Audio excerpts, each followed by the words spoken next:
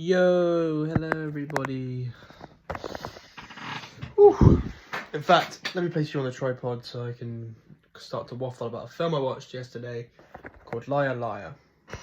Okay, so now you're on the tripod here today. If I'm being honest, today I'm feeling just a bit off today, to be honest. I don't know why. Just a bit just flat and a bit lost with everything, you know.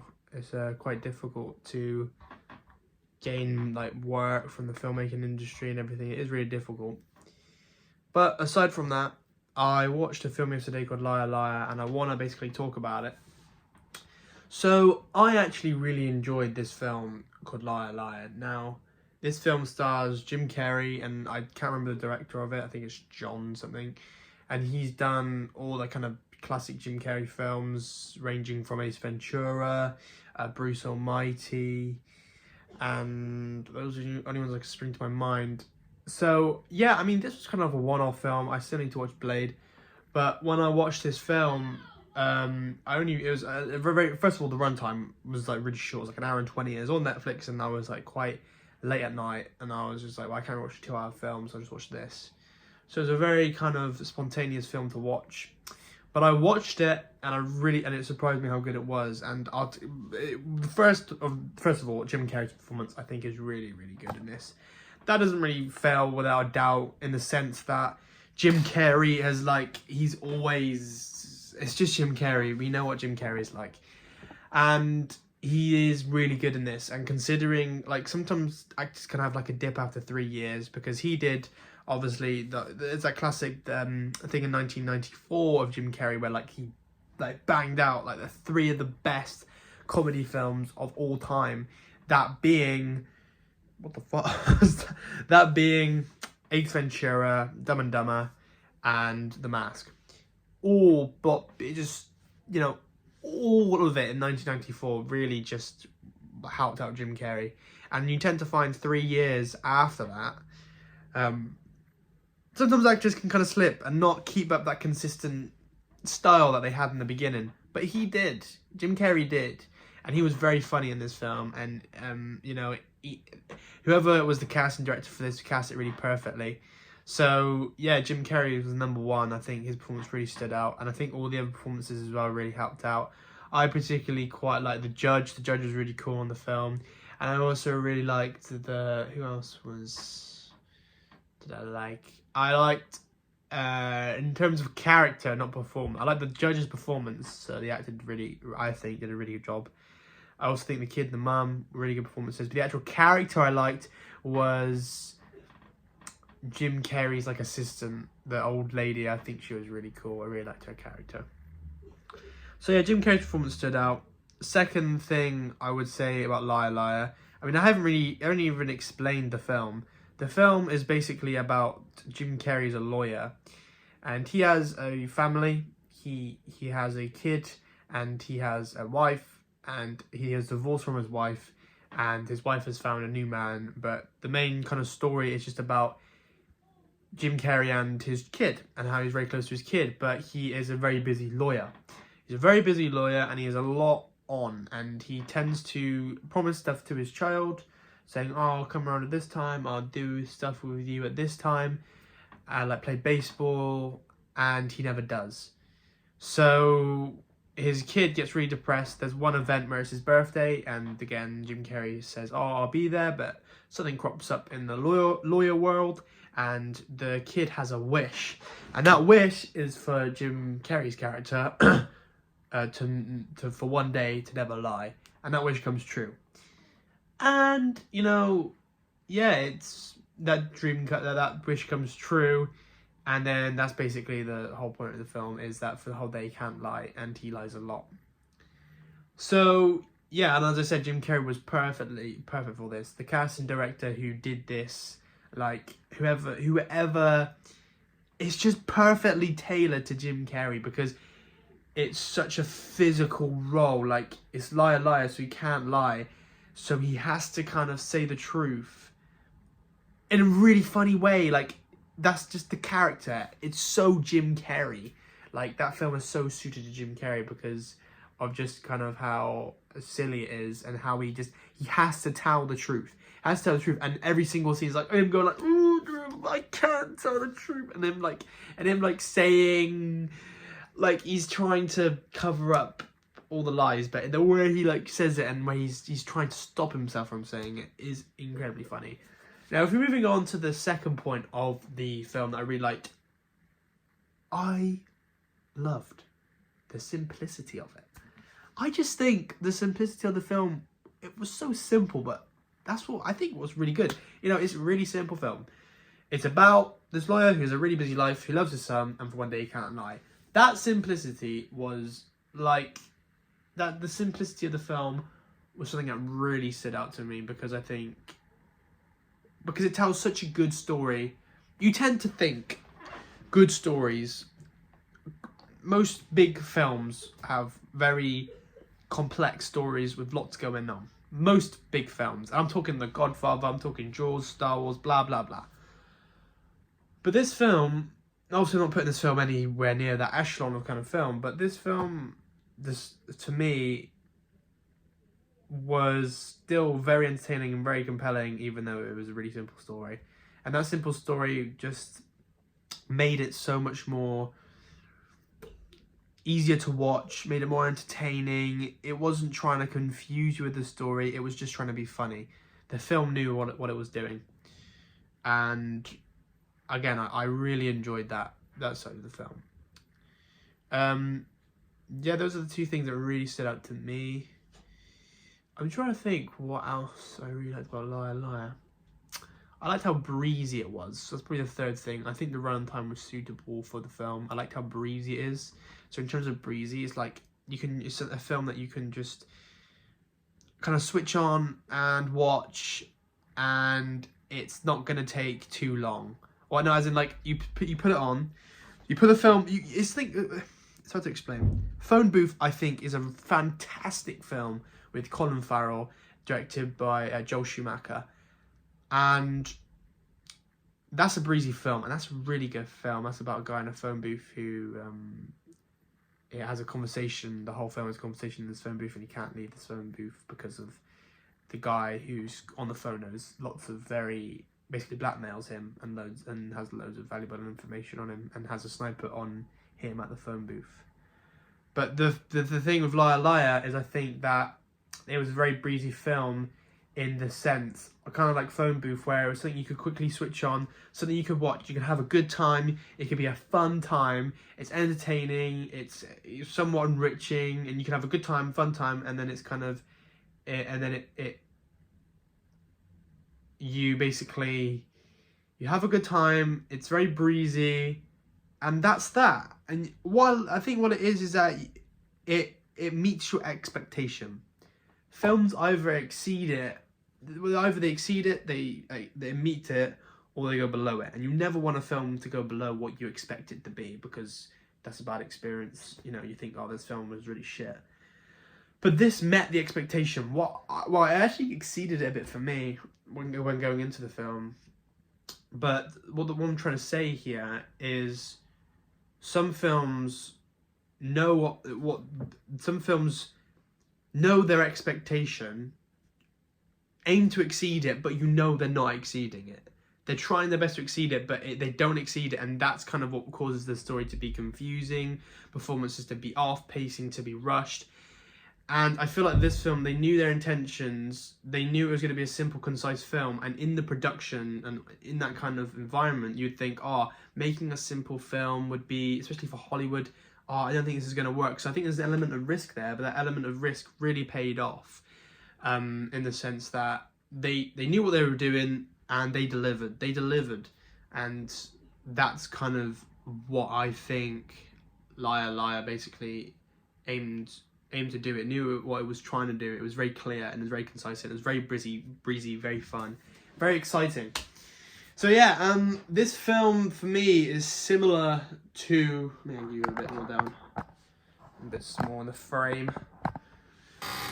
This film is very similar to, I think, the Christmas film Jingle All the Way, with Arnold Schwarzenegger. I think that, it's very similar to that, in the sense that it's very exciting. I can't remember who directed Jingle All the Way. But yeah, I mean, in the sense that you can basically, it's just very exciting. Again, it's very exciting. It's about that kind of father-son relationship, and it's kind of about this father trying to meet to his son's expectations. Very exciting, very fun. I love Jingle All the Way. I think Arnold is amazing in that film. I really do. I really like that film. I think that film is so underrated. And yeah, I really like Jingle All the Way, and that's kind of what it was similar to Liar Liar in that sense. I think comedies really get a bad reputation. Like, people think, oh, you know, all these serious films, they're so compelling, they're so exciting, they're so like, there's so much context behind them, and you know, there's this camera angle and there's this shot that we never forget, and blah blah blah. And so yeah, that's good, you know, I love it. But I feel like comedies, I feel like there's a sense of intelligence and a sense of genius when it comes to serious films. And I think that sense of intelligence and genius can be transfixed to comedy, but people don't seem to see it. Like, I think Shaun of the Dead is an absolute master of film. Like, it's one of my favourite films of all time. That's a comedy. Now, that doesn't necessarily get a bad rep. I think people understand it. But I think Dumb and Dumber, like, there is an intelligence, there's a genius behind that of Jim Carrey's performance, with the sense of direction, with the story, with the comedy. Like, comedy, there's a genius to it, and I feel like just in film, it gets overlooked. People kind of think it's just silly and stupid, and they don't think there's necessarily a genius or intelligence to it. But I think there is, and I think that gets very overlooked. So yeah, I mean, Liar Liar, again, as I said, the three main things was Jim Carrey's performance, simple story, and how breezy and exciting it was. Things I don't want to say I had an issue with, but like, I don't know. I would probably, I think things could like maybe be improved, or problems that I had. I think, I do think that, I don't think anything that was particularly special with the camera. I don't think it was particularly, again, what I'm about to say is I'm kind of contradicting myself in a way, because what I'm trying to say is I don't think it was a particularly unique film. I don't think it was particularly pushing the boundaries or anything like that. But again, I think that was the expectation. I don't think they weren't trying to do that. They were just trying to make a fun, exciting film. So I'm trying to say that basically I think the camera work was quite standard. I think the camera work was very standard. There wasn't anything kind of like, oh my god, that's like that shot's quite unique and it got so much context. There wasn't that. But did there need to be? Not really. So it's not really an issue. It's just something that I was just like, it wasn't, the camera shots are very basic and standard. But for this story, it meets. So I don't really have a problem with it. I don't really know what I'm talking about, but it's just something that I like to see. What else? One thing as well is the person when Jim Carrey's driving. There's like a few issues with, like, you can very easily see it's a stunt man or like a stunt double or someone driving. It's not Jim Carrey in the car driving it, and you can also tell with like the voiceover. You can tell that's been added in post with some of them when he's driving along very far distance. So those are kind of little mini issues. But again, I don't really have any issue with it. What I would say, again, I'm kind of contradicting myself, but I would actually like the runtime, even though the runtime was suitable.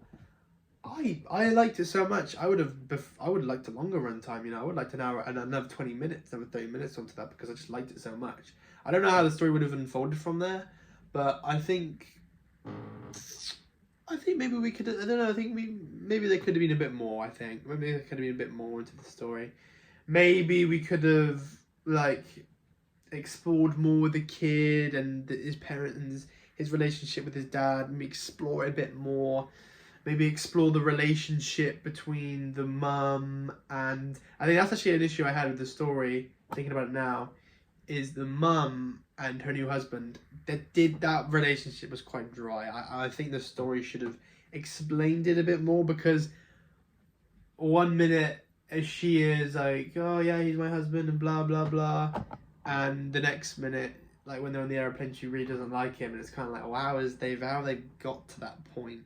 Like, I understand why they got to that point, in the sense that This is a happy, like, oh, it's a happy story. You know, she's obviously, we know that in the beginning, like, she still has feelings for Jim Carrey. And then, you know, we know that she's using the husband as an excuse not to care about Jim Carrey, because Jim Carrey is this big famous lawyer and he's getting loads of money, and you know, he's still banging girls here and there, and she knows that. And she is kind of using her husband as a way to be like, oh, I got my husband and I can do this with him and that with him. And she's kind of using it as a sense of getting back at him. And it's basically like almost a jealous tactic. And, you know, for then, and then obviously, you know, we understand that they're going to get back together, of course, for the kid. And they're going to be a happy family, but I think that definitely was an issue I had. I think that relationship could have been explored a bit more. I feel like I don't think, if you know the technique MacGuffin is like a thing that kind of Alfred Hitchcock seems to use quite a lot or describe. But MacGuffin is something in a film that basically motivates the story, pushes the story forward, but doesn't really have any relevance. The classic example is obviously Psycho in 1960. With oh no, how have I forgot a name? I forget names and actors' names. I need to go over how have I forgotten a name? But the MacGuffin in Psycho is the money. So she takes the money and she basically robs the money and is about to evacuate with the money to be in to be with her boyfriend and just live freely with the money. But we don't come out of watching Psycho thinking about the money. We come out of Psycho thinking about, you know, Anthony Perkins? I can't remember his name. But we come out of Psycho thinking of the murdering, the shower scene, the twist. Point is I think in Liar Liar, I don't think characters should be MacGuffins. I think events, objects, things of that nature should be. But if you have a character that's a MacGuffin, it kind of, it just makes the story quite stale. Like I think I think that he was a MacGuffin. He didn't really, like, I don't know. I don't think he really needed to be in the story, to be honest.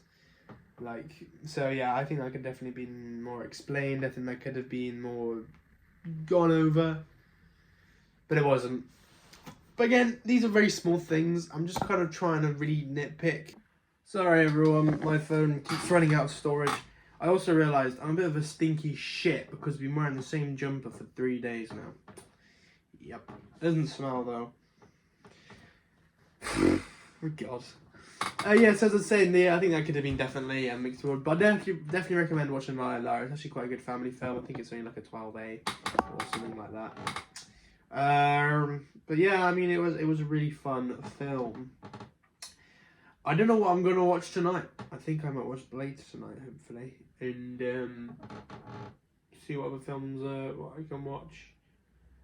But yeah, I did enjoy Liar Liar. I'm trying to think what else I didn't particularly like about it. But there wasn't much. It was pretty good. I'm not sure. It's such a simple story that you could, you know,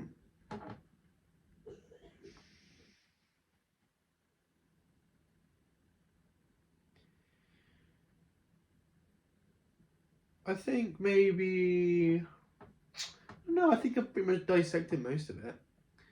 I think there's like other bits and bobs, but if you're looking for a fun, comedic, entertaining film, and you're a fan of Jim Carrey films, you know, it is really good.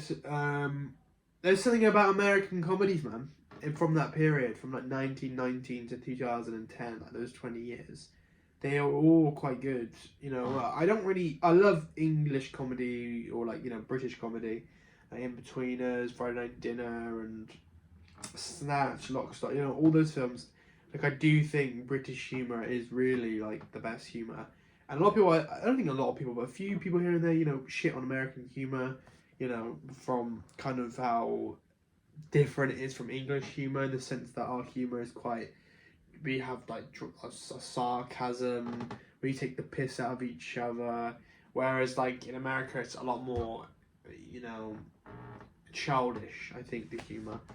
But no, obviously there's I don't think that. I don't know, but the point being is, I don't think there is generally funny films that came from America in that time, that 20 years. You know, and there was comedy was actually quite a big thing. You know, you had all the stars. I'm thinking of Adam Sandler. You know, Happy Gilmore. That's a good film. You know, and you know Jim Carrey. Like,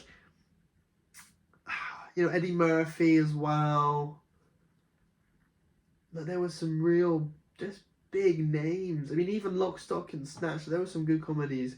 We don't have many good comedies nowadays. You know, I feel like comedy films now are they're not very good at all. The only good comedy like I saw would be actually the Christmas special of Gavin and Stacey. That was actually really good. I don't watch TV because I watch films because, you know, obvious reasons, but I don't watch much TV, and it takes a long time to watch a whole series. Like, I'm thinking, if I watch 8 episodes and they're like an hour long, that's 4 films I could have watched. So I look at it like that, and that's why I don't watch TV at all, really, in terms of series. You still learn quite a lot. But the point being is, I watched just this Christmas special of Gavin and Stacey, and I thought it was really good, man. That was really fucking good. Like, it was really good. Point being is, that's the only kind of funny thing I've seen, just based on it being very down to earth, being very, I said, the British humour again. Yeah. So Liar Liar was a really good film. Definitely recommend it. It's on Netflix. You know, I think I give it a 4 stars on Letterboxd. So yeah, I mean, that's that really. Like a 20-minute in-depth thing. You know, just going over the film. I watched it yesterday evening with my Papa John's, not Papa John's, at Chicago Town. I've never had the Chicago Town pizza before. Which is like £5. Mate, they were banging. They were really, really good. Like, the crust was very like doughy, very fluffy. The stuffed crust was nice. The tomato was like quite tangy and like inside the crust, and the pepperoni was nice and thin, and the cheese. Like, it was really good for £5. Like, I've never had that. I've only ever had the Tesco's like own, not Tesco's own, but like the Tesco's finest ones, like the salami and cheese, or the mozzarella and like actual tomatoes on top of it, like the posh pizza. You have like the American pizza and like the Italian like posh pizza. But yeah, I had that and I watched the film. I mean, that's like a really good, because I haven't really mentioned it here, but I do go to the gym and I do love the gym, and I'm quite skinny naturally. We're going off on a bit of a tangent, but you know what? I don't give a shit. I am actually kind of quite skinny. I did get quite a lot overweight, like when I was 2 years ago, and I lost quite a lot of weight, gained a lot of muscle, and I'm looking for more bulking foods. I try to keep myself somewhat relatively healthy, but I also prioritize getting a lot of protein. Mate, those pizza is like, if you were looking for like to get loads of calories in, and you're looking to get loads of protein, mate, pizza is up there as that tier. Like, it is ridiculous the amount of calories. I think it was like 2,200 in like that whole Chicago Town pizza, with like 60 grams of protein. Like, that is like the best bulking food. So yeah, I enjoyed that. We're watching Liar Liar. I will stop rambling on. Next video will be a film review of something, whatever film I watch, or just an update on the Corner Stop film, or an update on what I'm gonna be making next. What I will start to be thinking of doing though is, I am thinking of doing like a course. I pay like a course and a community to just explain short films and filmmaking. Now, I know no one's watching this video right now, like, I doubt it. But, you know, if anyone would actually be interested in that, then just drop a comment down below, or just let me know, really. But yeah, I was thinking of doing that, to actually just teach people how to make films, short films, because I do have some good experience, you know, when it comes to that field. And the good thing is that what I can do to you, like as in I understand like problems, because I'm at that age. I'm still kind of very much in the beginning of my career, and I can understand coming from a very starter background. and like what it takes, because people think, you know, when you learn from all these Hollywood people, 100% learn from them, and you're going to learn 10 times more than what you are from me.